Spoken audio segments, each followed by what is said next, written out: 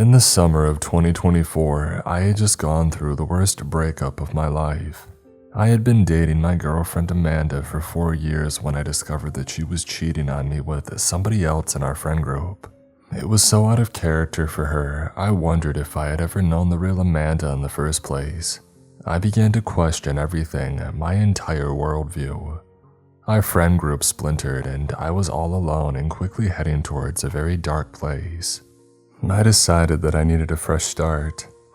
I have a degree in library sciences and I began looking for jobs far away, places that I had always wished I could live, like out west among the mountains or tucked away at the fringes of the Arctic Circle. The job that I eventually got, however, was nothing quite so exotic, but very prestigious.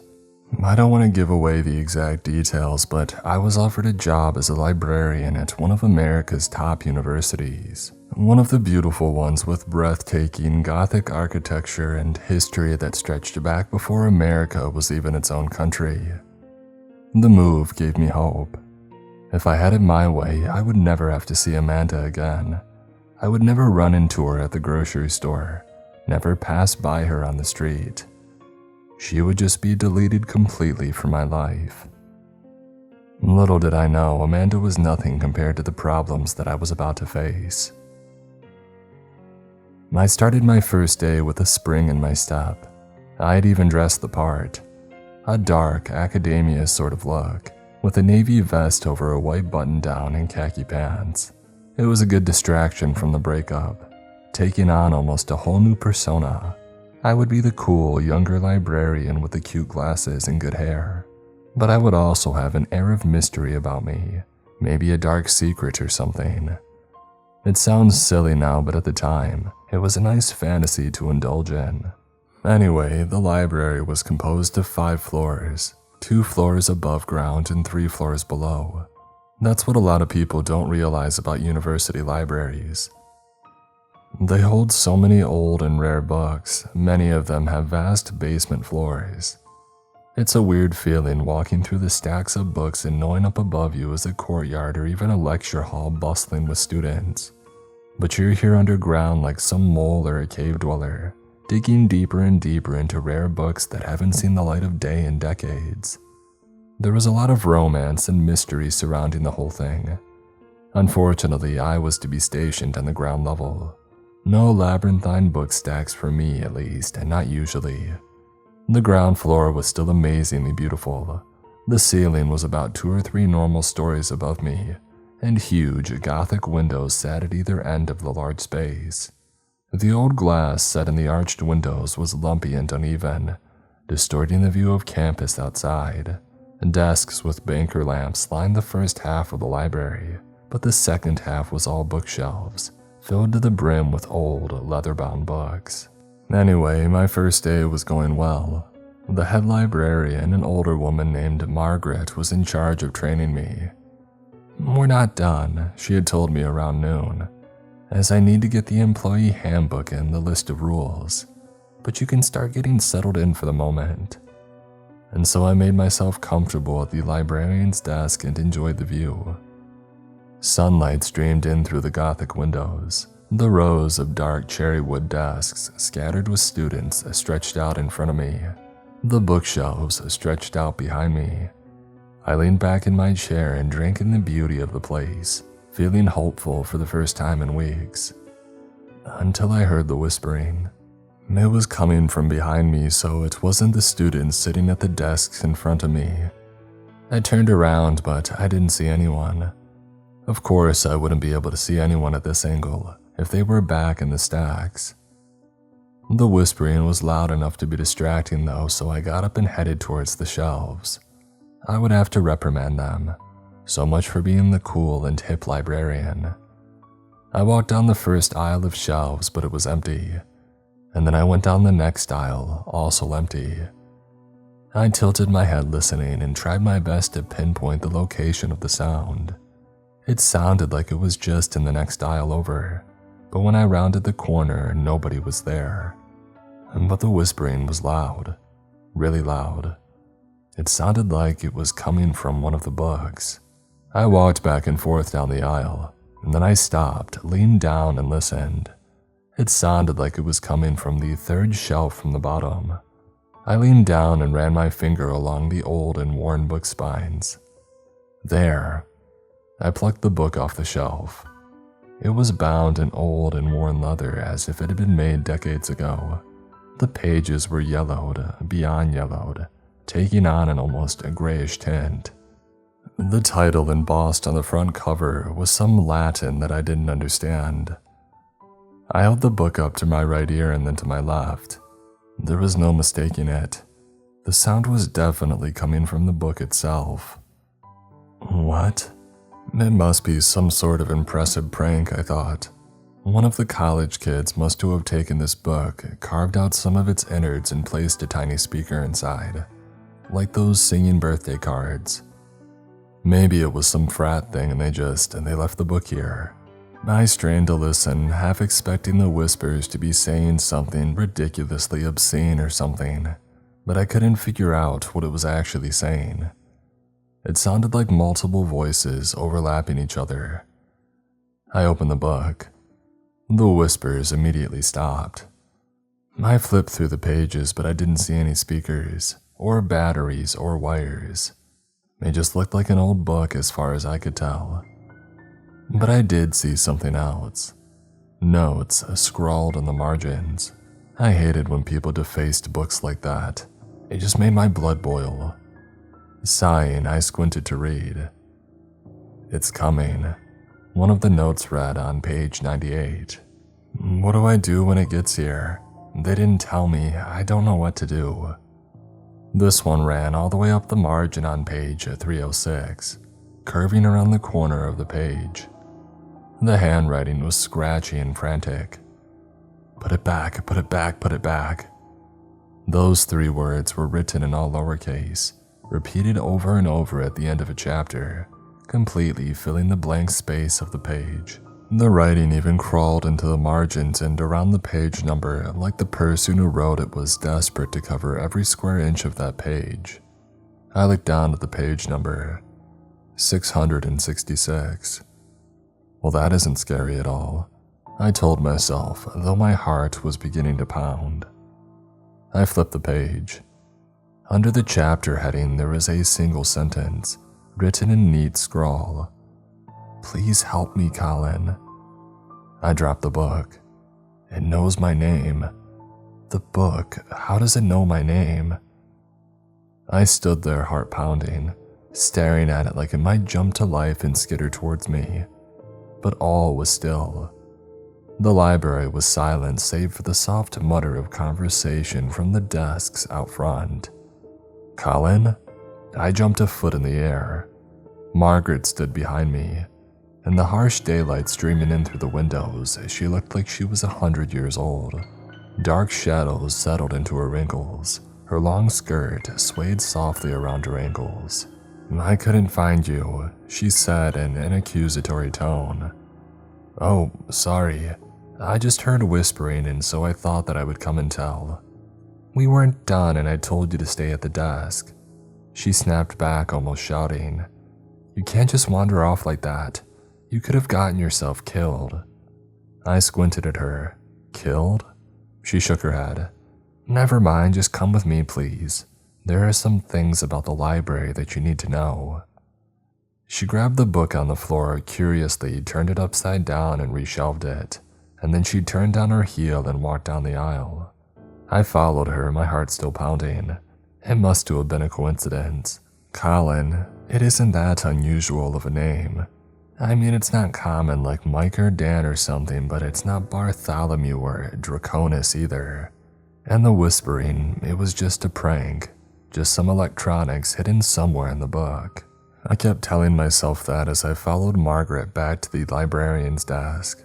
"Please sit," Margaret said, motioning to the chair. I sat down, my throat dry. "There are some rules you must follow if you're going to work here," she whispered. "And if you don't follow them exactly, you might be in danger." "Okay." She pulled out a drawer and took out a piece of paper. Face grim, she slid it across the desk to me. I began to read. List of rules for current librarians. Rule number 1. Being a university library, we do not have a children's section. If you hear a child's voice coming from the stacks, ignore it. Rule number 2. When you close up for the night, if there is a student at the leftmost desk in the back, do not disturb her. Close up as normal. Do not look straight at her. Rule number 3. If you hear whispering from the shelves and it's coming from a book, re-shelve it upside down. Similarly, if you find a book that is bleeding, re-shelve it upside down. Re-shelving books upside down seems to work for most problems, actually. Rule number 4. If you find a book whose text seems to be written in blood red ink, return it to basement level 3, aisle 19. Rule number 5. No books may be taken out of the rare books room. They only can be viewed by students inside the room. Rule number 6. In the rare books room, there is a book titled Dance of Death by Hans Holbein. It is believed to be bound in human skin. If a tall woman with dark hair comes to the desk and asks for it, take her to it. If anybody else asks for it, tell them that it is no longer in the library's possession. Rule number 7. Once you start employment at our library, you must stay employed here for a minimum of 6 months. I set the paper down and I looked at Margaret, who was watching me intently. Okay, so if I follow these rules, I'll be safe. She nodded. I probably would have laughed or thought that Margaret had gone a little batty if I hadn't just found a whispering book that had my name written in the margins. I mean, did I believe this stuff? No, not really. But there was something weird going on here. Also, Margaret would probably fire me if I didn't follow the rules right. And they were easy enough to follow. Don't go in the basement at certain times. Re-shelve certain books in a certain way. Don't let people see the book made out of skin. Easy peasy, right? The rest of my first day went well. I wasn't thrilled with how loud the students were being. There was a group of sorority girls that I had to reprimand thrice. But other than that, things seemed okay. I helped people find books, and I even got some reading done. When it was time to close up, however, I ran into trouble. I was the only one in the library. It was almost 10 o'clock, and as I was packing up my stuff, I heard it again. Whispers. That stupid book, I thought. The rules said that I needed to reshelve the book upside down. Well, that's what Margaret did. Sighing, I set down my stuff and I started towards the bookshelves. The main lights were off now. Only a thin strip of fluorescent lights was on, casting a strange bluish glow over the bookshelves. As I got closer to the whispering, I realized it sounded different from the book's whispers. It sounded excited. I heard a soft giggle and then the crinkle of something like a potato chip bag. I looked up and saw 2 sneakers poking out from the end of the aisle. I let out a little scoff. This wasn't a ghost or a haunted book. Some students had snuck into the library, probably on a dare or something. I approached the end of the aisle. The whispering grew louder and then I could make out 2 words. They're coming. They had heard me. Sigh. The whispers stopped, replaced by rustling, scuffing sounds. I ran to the end of the aisle, but when I got there, they were already gone. I was too old to chase some college kids through a library at almost 10 o'clock at night. The library's closed, I called. Please leave or I'm going to report you to. I trailed off. Who would I report them to? The dean, I guess. I'll report you to the dean, I shouted in my scariest voice. Silence. Maybe they were already on their way out. I sighed, looking around. I'd have to do another sweep to make sure that they were really gone. That would mean another 10 or 20 minutes here. I was so tired already. Sighing wearily, I walked back down the aisle. And then I stopped. I had that feeling. That prickly feeling that starts on the back of your neck, like you're being watched. I froze and turned around, just in time to see a head dart back behind the aisle, followed by a soft giggle. They think that this is funny. It was a woman. All that I had seen was a flash of long strawberry blonde hair catching the light before she darted out of view. "Hey," I shouted as I ran after her. "Come back here." When I rounded the corner, nobody was there. Oh, come on. What was I supposed to do now? This was starting to feel less like a dare and more like a prank on me. They were actually seeking me out now, following me, laughing at me. Maybe they think that it's funny to scare the new librarian. But don't they have any better things to do, like drinking or clubbing or something? I pulled out my phone and called Margaret. She didn't answer. I thought about calling somebody higher up, like the dean, but I didn't have their phone numbers and they probably were asleep or something anyway. But this was above my pay grade, right? Chasing some unruly students out of the library. I stood there in the middle of the aisle staring at my phone, and then I realized this was a job for the campus police department. Duh. I started looking up their number, but a soft sound came from the other aisle. I looked up and stopped dead. The bookshelves back here are the hollow metal frame ones instead of solid wood, which leaves a gap between the tops of the books and the shelf above, a gap that you can see through. And in this gap, there were two eyes staring at me. Holy crap, what kind of game were they playing? The eyes disappeared and I heard pattering footsteps in the next aisle, frantically running towards the front of the library. I sprinted down the aisle. I could see flashes of them through the gaps in the bookshelf, running up ahead of me, dark clothing and pale skin. By the time that I reached the end though, he was gone. No wait, he wasn't gone. He was sitting at one of the desks up ahead, facing away from me wearing a hoodie with the hood pulled up. Excitement throttled through me. Gotcha. I tiptoed towards him, holding my breath as I got close. All the lamps were off now. The main area was only lit by a few safety lights way overhead, and the moonlight was streaming through the gothic windows. I tiptoed closer to him, and closer. When I got a few feet behind him, within grabbing distance, I said plainly, "If you and your friends get out in the next 30 seconds, I won't call the police." Nothing. He didn't flinch, didn't move, didn't turn around.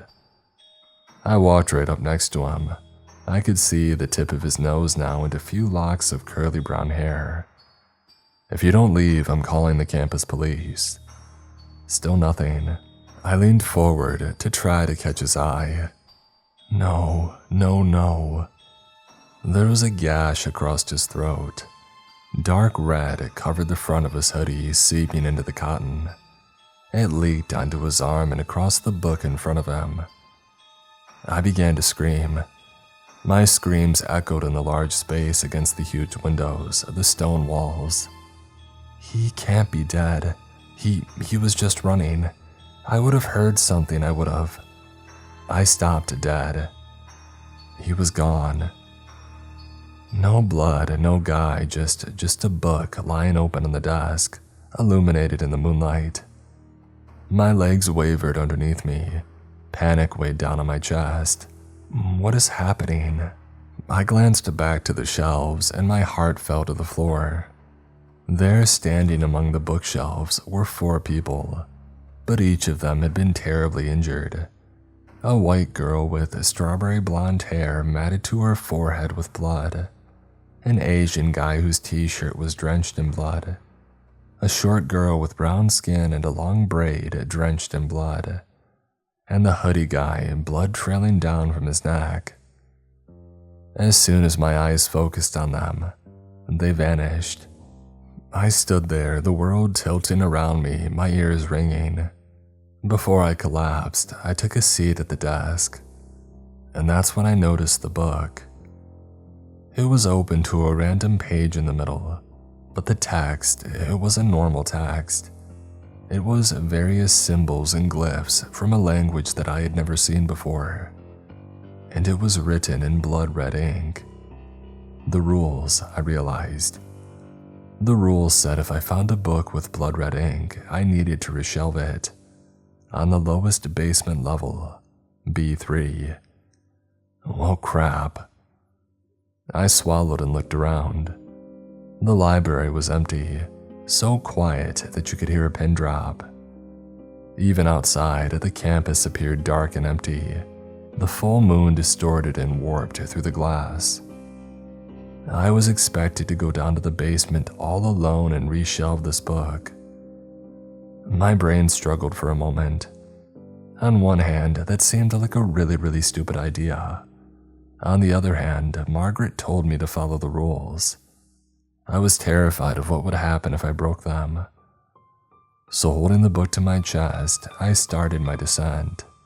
There was no elevator, just sets of spiraling wooden staircases drilling lower and lower into the earth, narrowing with every floor. I remembered looking at the floor plan of this place and noting that the basement levels were much bigger than the main floor. While the main floor was several thousand square feet, the first basement level was almost double that, and each level got progressively bigger. With that unsettling thought, I descended the steps as fast as possible, and before I knew it, I was stepping into the B3 level. Just like upstairs, only the safety lights were on. They were much smaller though, and there were great big swaths of darkness between each light. The shadows pooled between the bookshelves, looking like they might swallow you up if you got too close. Get this over with. Find aisle 19 now. Taking a quick look at the shelf numbers, I realized that aisle 19 would be at the far side of the room. Just my luck. But the fact that I was following the rules should offer me some protection, right? If there was something down here, I wasn't trying to disturb it. I wasn't wandering or loitering or making noise. I was returning the book that was supposed to be returned. Margaret promised me that I would be safe if I followed the rules. Didn't she? I power walked down the first aisle of bookshelves. The covers were all cloth, burgundy and fur green, embossed with gold and silver titles. Rare books, first editions of famous novels. Some of the titles skewed towards the weird. Occultism in the 19th century. Rituals and rites in North America. I swallowed and picked up the pace. I finally found aisle 19. I glanced over the shelves. Was I supposed to put it somewhere in particular? The rules hadn't said. I scanned the titles thinking that maybe I should try to put it in alphabetical order. Except wait, the book that I was holding didn't have a title. It was just a blank leather cover. Just put it somewhere, anywhere, I told myself. I shoved it onto a middle shelf and then began to turn around. I froze. On the bottom shelf, there was something laying across one of the books. Something silky and gold. It was hair. A lock of strawberry blonde hair. No. I glanced past it and saw the shadow of a bloody head, hidden behind the books, deep in shadow. No. A woman's body had been stuffed into the lowest bookshelf, and judging by the hair, it was the same woman that I had seen upstairs. The ghost with the bloody hair matted to her head. The lights flickered, and then I realized that all four of them were there.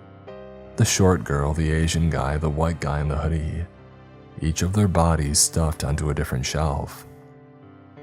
I backed away and the lights flickered wildly overhead. I turned around and I broke into a sprint. Pop. I glanced back to see that the farthest light down the aisle had gone out. The next light flickered and shuddered, and then it went out too. Pop. And the next one. They were falling like dominoes, going out one by one, quickly plunging the library into darkness. I burst into the stairwell and then I ran for my life. I didn't stop for a breath until I had made it back to my car. As I pulled out of the parking lot, I looked up at the library. Chills ran down my spine. The gothic stonework reached towards the sky. Dim light leaked out of one of the arched windows, and I thought that I saw a shadow flit across the room, distorted and blurred by the 100-year-old glass. I want to quit, I told Margaret the next morning. You can't quit, it's in the rules. You have to be here for 6 months, a minimum. I had a sneaking suspicion that rule wasn't related to anything supernatural, but maybe I could stay if Margaret agreed to one request. You can't put me on the late shift again, daylight hours only. She sighed. Is this really necessary, Colin? Yes it is. Okay, what happened? How could I say this without sounding insane? Then again, Margaret's list of rules had been pretty off the wall. If anyone was going to believe me, it should be her. I saw 4 college students who looked like they were dead. And? I balked. And? Isn't that enough? Oh, the quartet won't hurt you, she said. The quartet? Yes, she said, not giving any more explanation. I didn't include them in the rules because they aren't dangerous. Yes, they are restless spirits, but it's the book that's dangerous. As long as you follow the rules about the book, no harm will come to you. She paused. Well, no physical harm at least. I suppose interacting with them can be a little traumatic. So you knew about them and you didn't tell me. She shrugged. They won't hurt you. Look, just put me on day shifts only, please.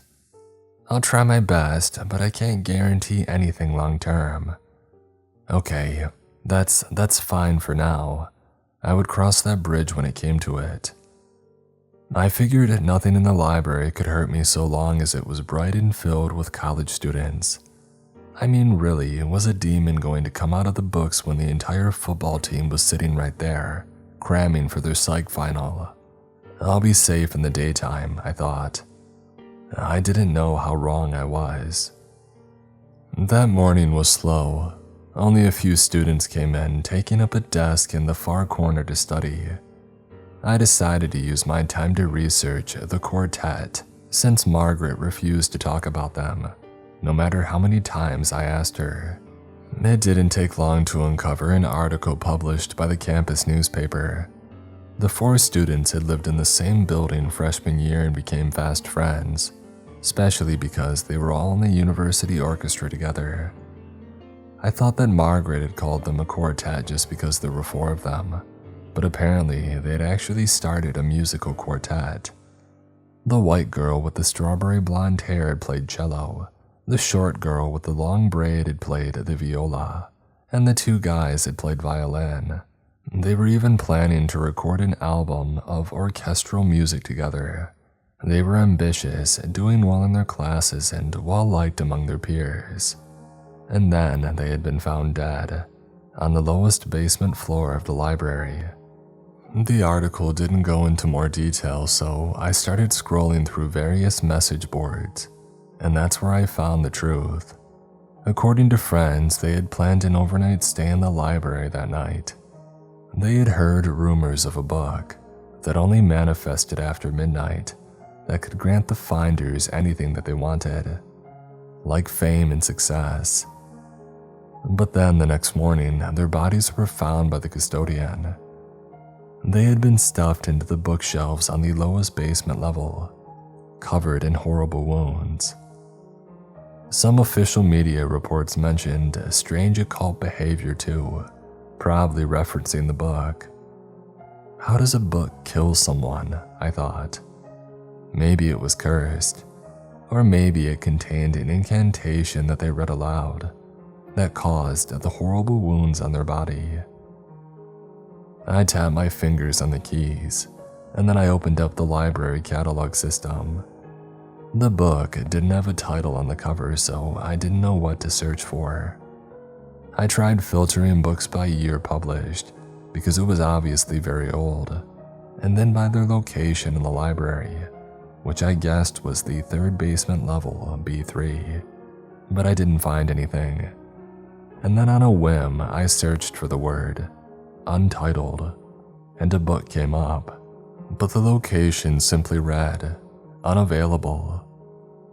Was that the book, or was there some other random book titled untitled? Or was this simply what the computer would spit out if you looked for an untitled book? "Excuse me," a voice said from above, breaking me out of my thoughts. "I need to return this." She dropped a book on the counter, something about 18th century history. Without even looking at her, I flipped open the cover to scan the barcode. My heart stopped. Written in the corner of the title page in hastily scrawled pencil were 2 words: "Help me." What the heck? I looked up at her. No, it was the girl from last night. Her dark braid was drenched in blood. A rivulet trickled down her cheek, staining her brown skin. Her mouth was wide open in a silent scream, and her eyes were pure white. And then, in an instant, she vanished into nothing.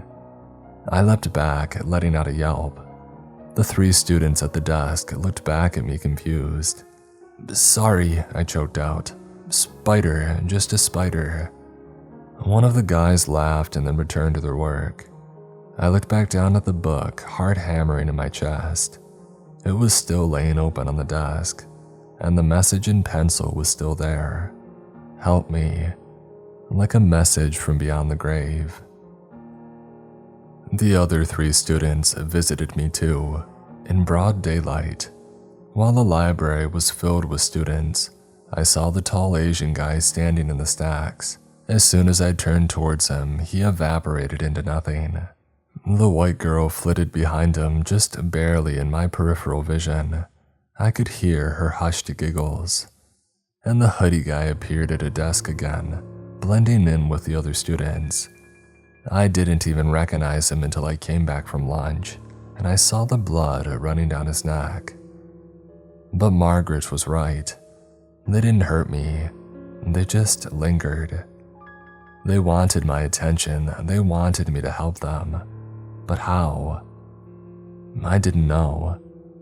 I searched for more articles, more message boards, but I didn't find any more information about the book or their deaths. I wasn't sure what to do.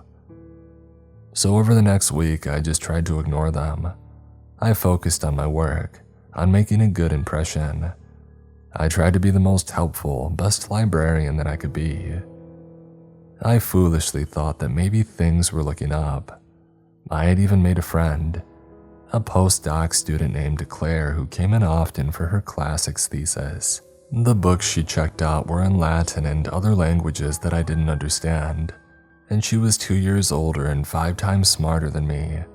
But I entertained the thought that there was a spark between us. But as it turned out, Margaret was right. There were things far more dangerous in the library than the quartet. It was late afternoon on a Wednesday. The campus outside the window was blurry shades of gold, long shadows stretching across these stone pathways. I was idly staring out the window when there was a sharp rap on my desk. I looked up to see a woman. She was very tall, around 6 feet, with ebony black hair.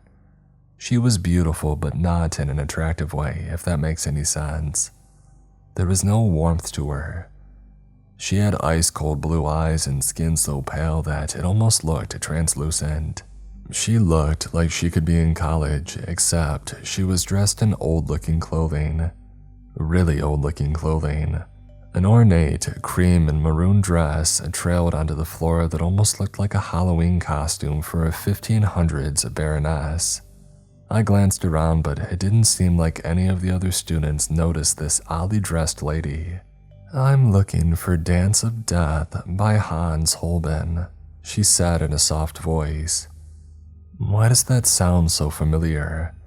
And then I remembered the rules. That was the title of the book bound in human skin, wasn't it? I wasn't supposed to show it to anyone except. I pulled out my drawer and scanned the rules. The woman matched the description of the one person who was allowed to see it. "It's downstairs," I said quietly, so that nobody else would hear me. She followed me down the stairs to the rare book room. I pressed my key card against the reader and the light turned green, emitting a melodic beep. I handed her a pair of gloves, put on some myself, and then started looking through the shelves. There weren't many books in the rare book room, so I found it easily. Surprisingly, it didn't look much different from the other old books that I had seen.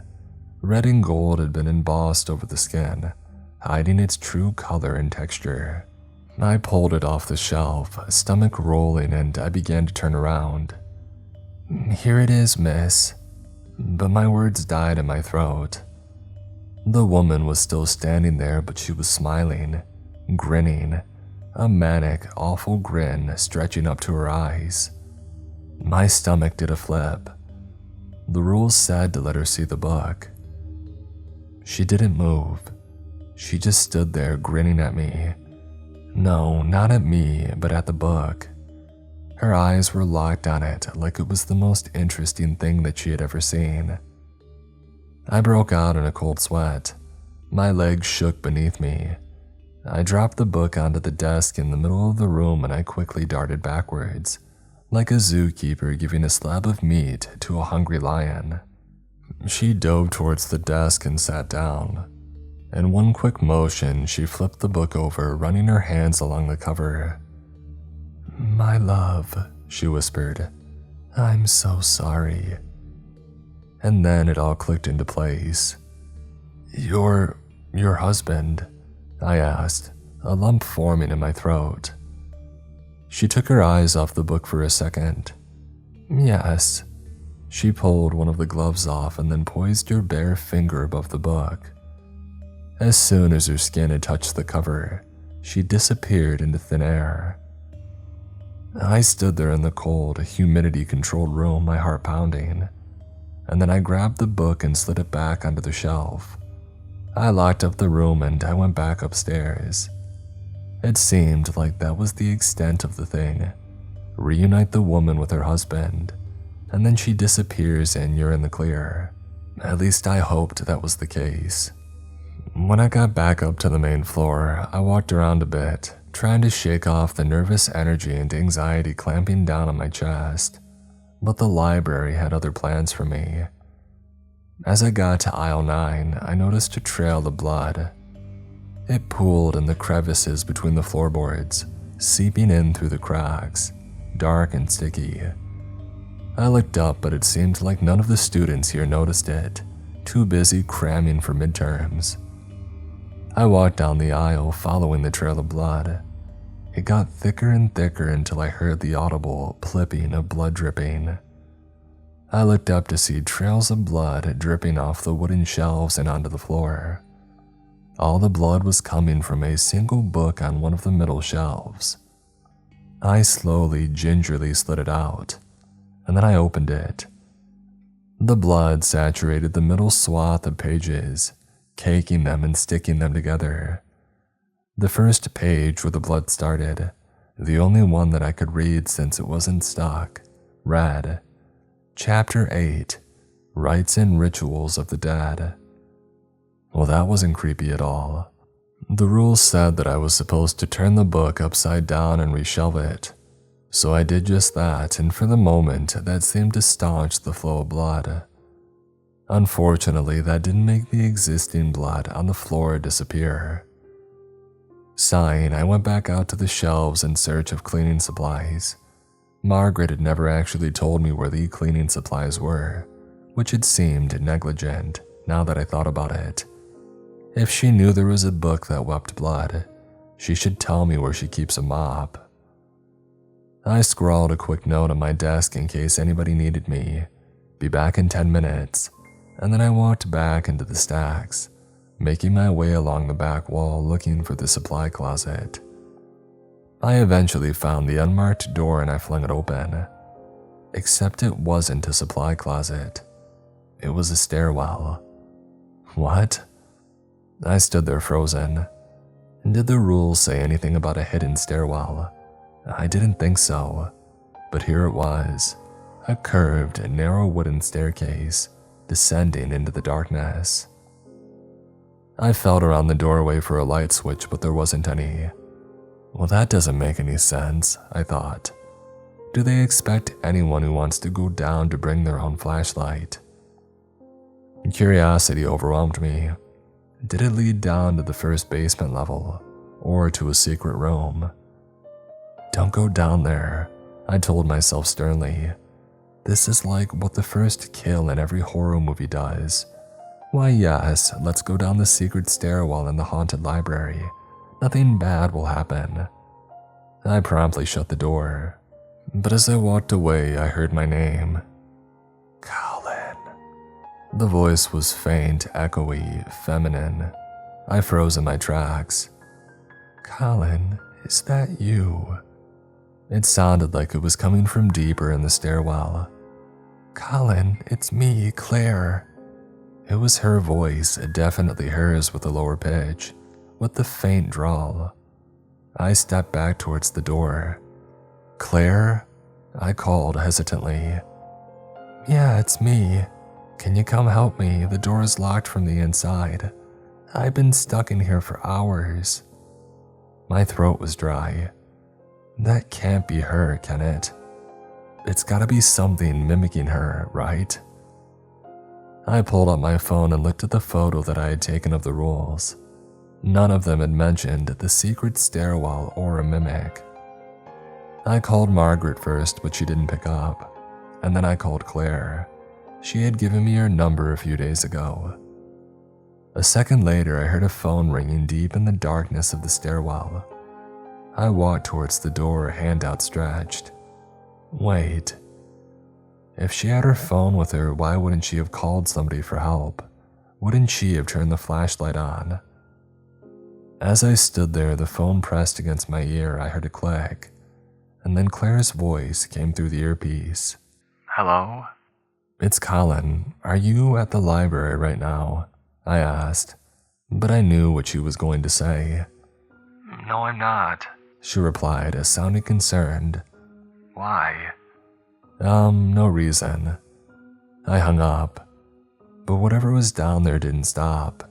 Shouting, shrill and panicked, came from behind the door. I'm down here, Colin. I'm down here. I started walking back to my desk.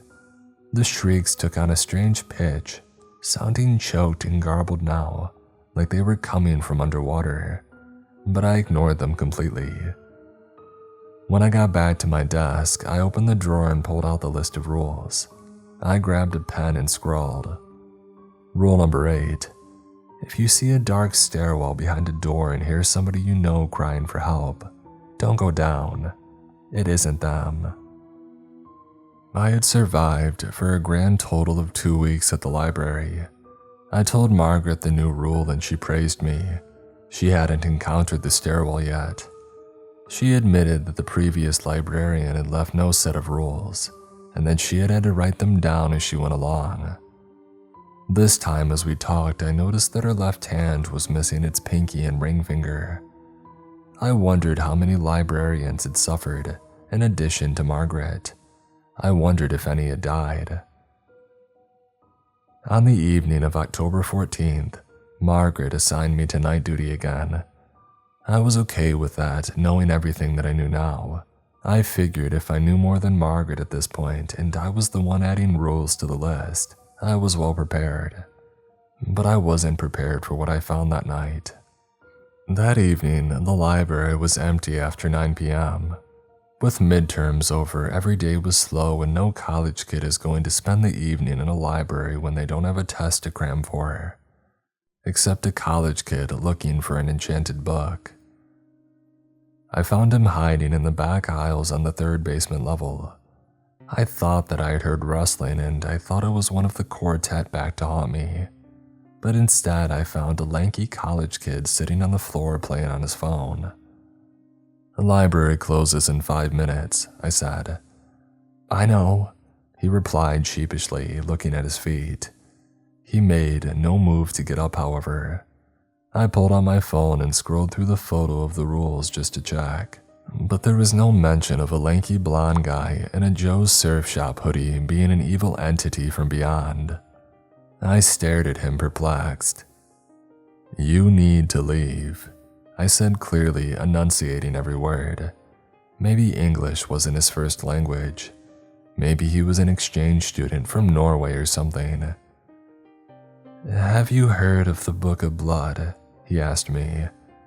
Which one? The one that bleeds or the one with the weird symbols written in blood? He blinked. The second one, I think. He returned to looking at his feet. You know, if you find it, it'll grant your heart's desire. Or at least that's what they say. I stared down at him, not sure what to say. And then I checked my phone. 9:58. We weren't supposed to be in the basement levels after close. Okay, well, we gotta go, I said. Come on. Everybody's looking for it, but they don't need it like I do. And the book only appears to the people who need it most. Okay. He finally got up and started walking for the stairs. I breathed a sigh of relief. But when we got to the main level, instead of walking through the front doors, he stopped in front of the visitor's log. Nobody even used it. It was a big old book set next to the front door for people to sign or leave notes. I had never seen anybody actually sign it. College kids have better things to do. I waited for him to open the door, but he just stood there looking at the book, silently, intently, not saying a word. My stomach flipped. Margaret didn't know all the rules, remember? A little voice in my head whispered, maybe this guy was somebody that you didn't know about. A new spirit, a bad one. I took a step back, my heart starting to pound. They say you have to write your name in blood in the visitor book before midnight, he said, still not looking at me. And then the book will manifest if you're worthy. Have you ever tried it? You really have to leave, I pressed. The library's closed. He looked out the door and turned away from me. His wild, blonde hair was silhouetted by the moonlight. I can't leave, he replied in a low voice. Why not?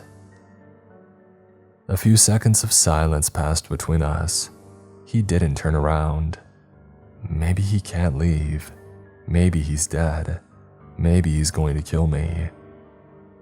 My heart ratcheted up, pounding painfully in my chest. The guy finally turned around. He was crying. I flunked 2 midterms, he said, his voice wavering. I need a win, I need something. Just let me stay, please. My heart plummeted. Poor guy, I knew how it felt to be heading towards a dark place. To feel like your luck has run out and everything in your life is heading for disaster. Amanda's face flashed through my mind. I can't, I'm sorry. The book, it's really dangerous. He paused, listening closely. I know how it is when everything goes wrong. I forced an awkward smile. This isn't the answer. There are all kinds of resources to help you. Student tutors, office hours, you can do it. You don't need the book. He paused and then finally he nodded. Okay. He passed through the doors, leaving me alone. I watched him walk down the stone pathway and into the moonlight, distorted by the old glass. And then something occurred to me. The Book of Blood. It didn't manifest to those who needed it most. It preyed on them, preyed on the vulnerable, like the quartet who were looking for their big break. Just like gambling, like lottery tickets, it preyed on those who needed some luck, who needed a win, and I needed to stop it. That's what the quartet wanted me to do. They wanted me to destroy it, so that nobody else would become its victim. I walked over to the visitor book.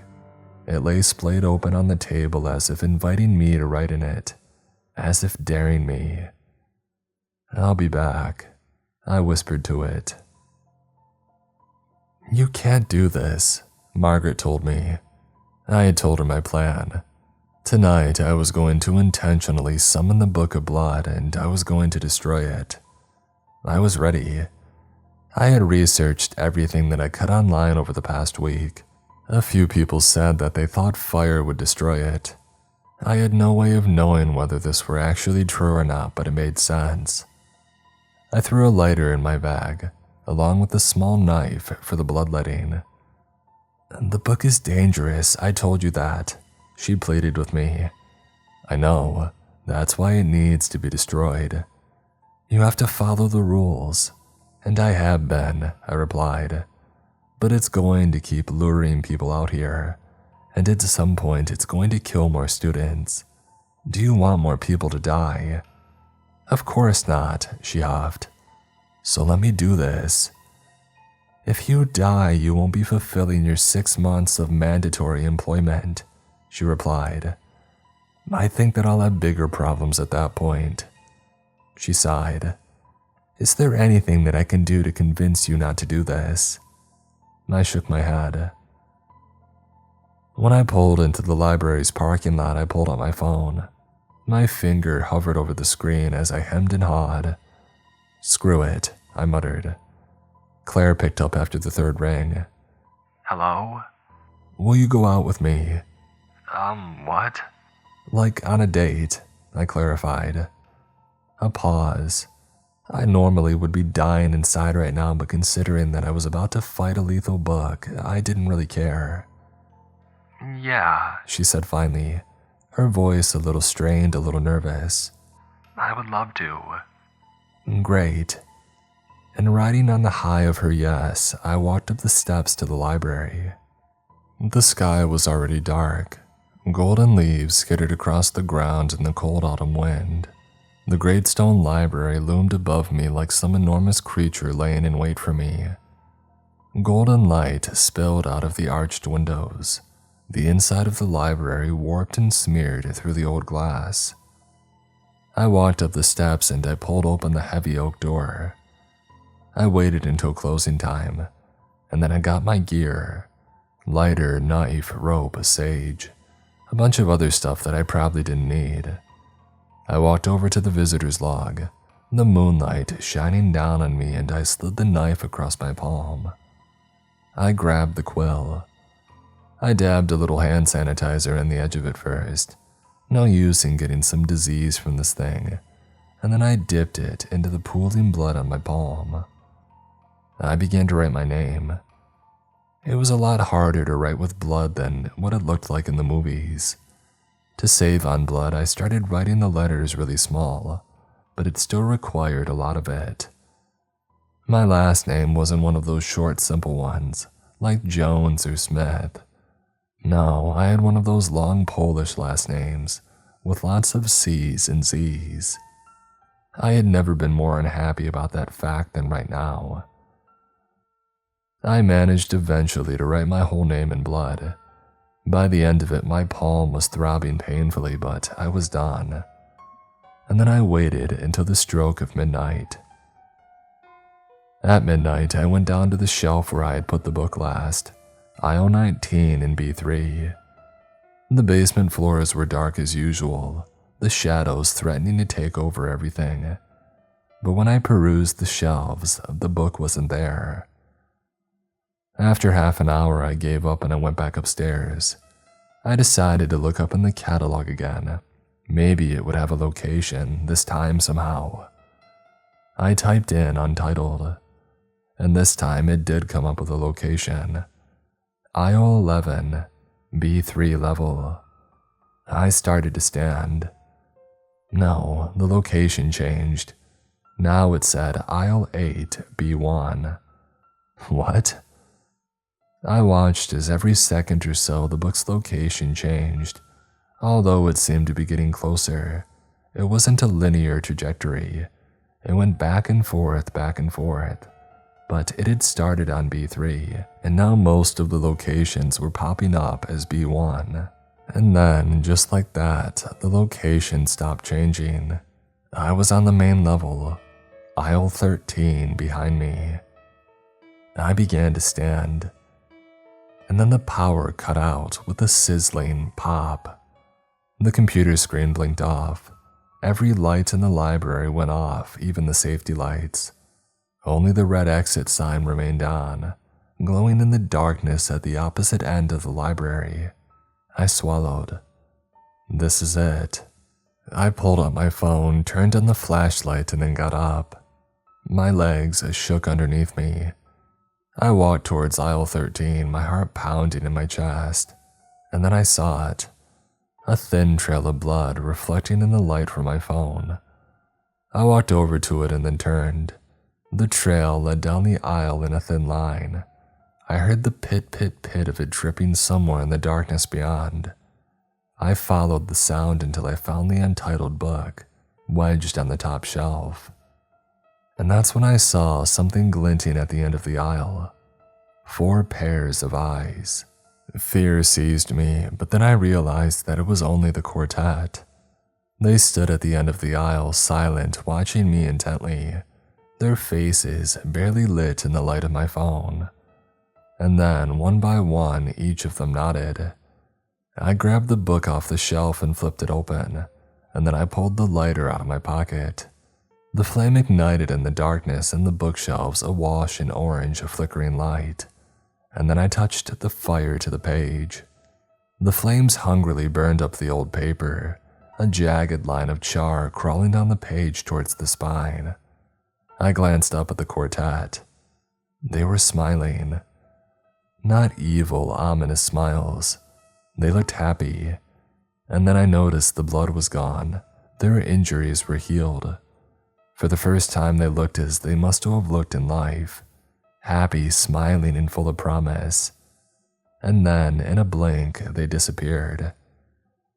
My heart soared, but then I froze. A gust of wind blew through the shelves. It was so sudden, so powerful that I dropped the book. It clattered loudly to the floor. The flames flickered and danced in the wind, and then they went out. I was left in utter darkness. I could smell the acrid singe of smoke in the air. No.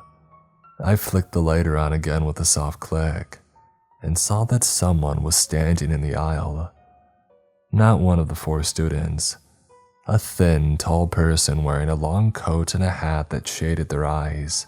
The person raised their hand to point at me, but it was skeletal, all bone, as gray and as weathered as the pages of the book. And then the figure changed. A familiar figure stood in front of me, lit softly in the firelight. Upslanting blue eyes, a heart-shaped face, curls of dark blonde hair. My entire body thrummed with nervous energy. It was Amanda. "Colin," she said in a sweet, soft voice that pulled back a million memories. "I've missed you so much." This isn't real, I told myself. This isn't real. When I looked closely at her face, I expected it to be wrong somehow, like weird AI art, like some strange jigsaw sewn together. But from everything that I could see, it looked exactly like her. My Amanda, smiling, beautiful, alive in the flickering light. "We can be together again," she said. "Get away from me," I snarled. I don't know what I expected would happen, but it wasn't this. Amanda's beautiful face crumpled into an angry expression, a snarl of rage, and then she was pressed up against the bookshelves. The man she had cheated on me with kissing her neck. Her head tilted back and she made eye contact with me, grinning. This isn't real, I told myself, but that didn't stop the sick, horrible feeling from washing over me. I wanted to vomit, I wanted to run. Seeing them, this hallucination of them, was making my skin crawl. But then I realized with horror that Amanda's face had changed. It was now Claire staring at me and smiling, as the man kissed her neck. "She'll never love you," the voice said, but it was a strange mix of both Amanda's and Claire's voices, and another voice, something underneath it deep and ominous, discordant, jarring like nails on a chalkboard. "You're not real," I shouted. I tore my eyes away from the image of Claire. I crouched down to the floor and, hands shaking, I touched the flame to the paper. It immediately began to burn, as dry as a bone. But then the wind picked up again, roaring through the shelves, and the fire fluttered dangerously. I crouched and tried to shield it with my body, but the flame still bowed to the floor at the mercy of the wind. Creaking and clacking sounds came from the aisles all around me. More skeletons. "She'll never love you," the voice repeated above me, above the roar of the wind, sounding even more discordant, more off-key. "Nobody will be loyal to you. You are nothing, you are unworthy." The flames danced and bowed and flickered. I tried to block out the voice, tried to build a dam around the torrent of tears that was threatening to fall. "This isn't real," I repeated in my head over and over as the flames danced. "Burn the book and make sure that nobody else dies." But it seemed like a losing battle. The wind roared, the chorus of voices shrieked above me, the bookshelves rattled. A few books clattered to the floor around me, pages splaying open. The flames flickered in and out, flirting with death. And then suddenly something from the rules popped in my head. Something that I thought was funny at the time. A weird little line that Margaret had put in there. Reshelving books upside down seems to work for most problems, actually. I grabbed the book still on fire and shoved it back in its place, upside down. The flames shot out of the pages, lifting towards the ceiling, and then a horrible shrieking sound pierced the darkness. The wind roared, my clothing stuck to my bones, my hair rippled. I grabbed the bookcase to steady myself. And then the flames grew into a crackling fire stretching up towards the ceiling, lighting the entire aisle in flickering orange light. The shadows stretched and yawned across the floor. The fire crackled and hissed as it turned the pages to ash. And then everything stopped. The screeching, the rattling, the howling wind.